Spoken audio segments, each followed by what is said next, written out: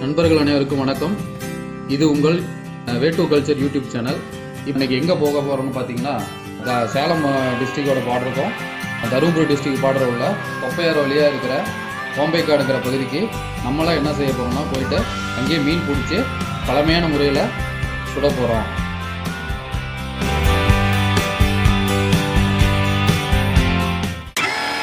இதுதாங்க கோம்பைக்காடு பகுதி. இங்கே விவசாயமும் மீன் பிடித்தொழிலும் மக்கள் செஞ்சுட்டு இருக்காங்க. நம்ம இப்போ இந்த வழியாக போனோம்னு வச்சிங்களேன், கோம்பைக்காடு பகுதியை உள்ள தண்ணி இருக்கிற பகுதிக்கு நெருங்கிடுவோம். அதுக்கப்புறம் அங்கே மீன் பிடிச்சி சமைக்கலாம்.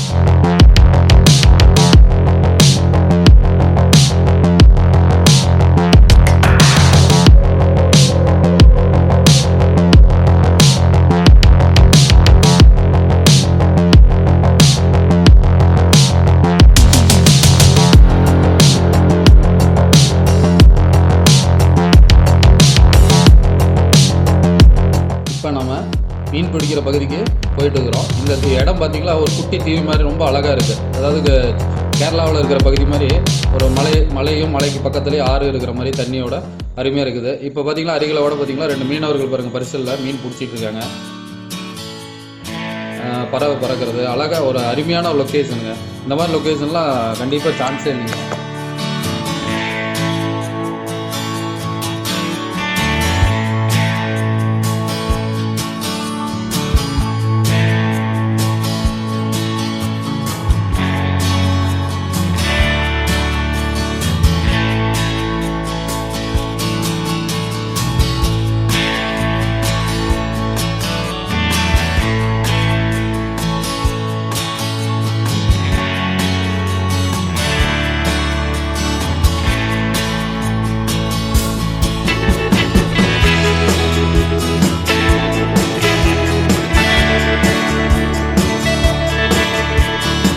நண்பர் பார்த்தீங்களா மீனை வந்து க்ளீன் பண்ணிட்டு இருக்கிறாரு. ஃபஸ்ட்டு மீன் பார்த்தீங்களா ஜிலேபி மீன். இதை வந்து கத்தியை வச்சு தான் செதில் அடிக்கிறாரு.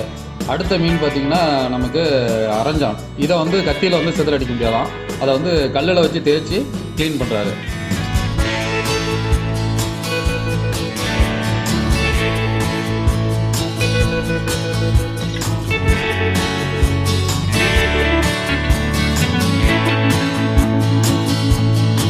இது அரஞ்சான், அது ஜிலேபி மீன், அதுவும் ஜிலேபி மீன், அதெல்லாம் ஜிலேபி, அதுவும் ஜிலேபி மீன் தான்.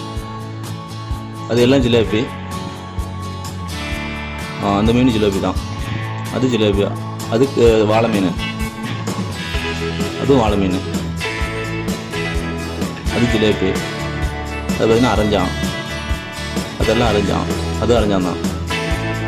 அது லோகு மீன், அதான் லோகு. ஆனால் மற்றதெல்லாம் ஜிலேபி மீன்.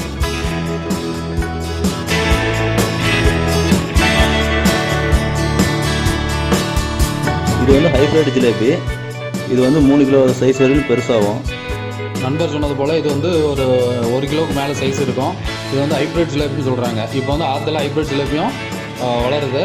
இது 3 கிலோ வரைக்கும் வளருன்னு சொல்லியிருக்காரு. நம்ம முன்னாடி பார்த்தோம் இல்லைங்களா, அதுதான் நம்ம ஒரிஜினல் நாட்டு ஜிலேபி.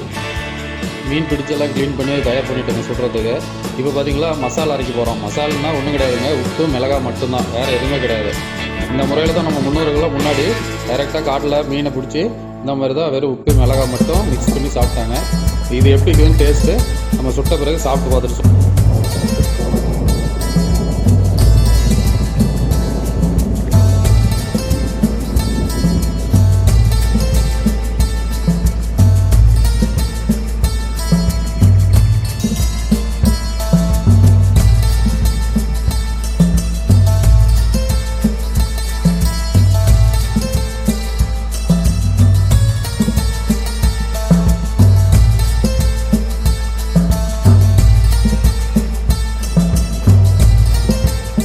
இதில் 2 மீன் சுட போகிறாங்க. ஃபஸ்ட்டு சின்ன மீனுக்கு எல்லாமே மசாலா இல்லாமல் சுட்டோம். இப்போ பார்த்திங்கன்னா அடுத்த பெரிய மீன். இந்த பெரிய மீனுக்கு பார்த்திங்கன்னா நம்ம மசாலா ஆல்ரெடி ரெடி பண்ணி வச்சுருந்தோம். அதை வந்து இப்போ ரெகுலராக எல்லோரும் யூஸ் பண்ணுற மாதிரி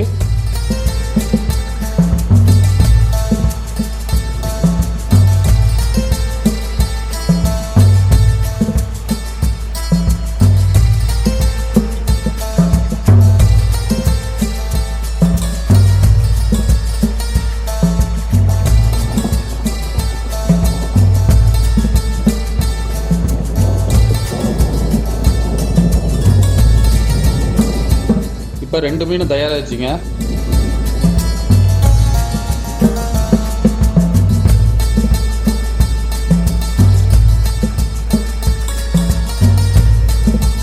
முதல்ல பார்த்தீங்களா சின்ன மீன் எப்படி டேஸ்ட் இருக்குன்னு பார்க்குறோம்.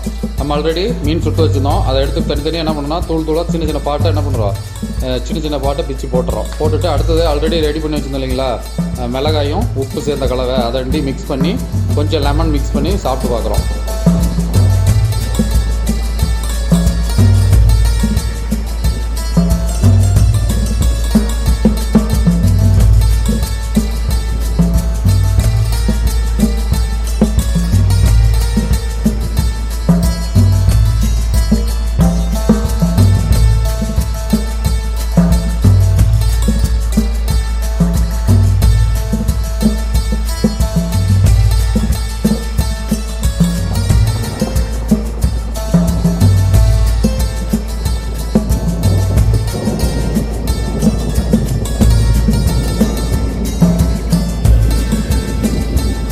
வீடியோ உங்களுக்கு பிடிச்சிருக்குன்னு நினைக்கிறோம்.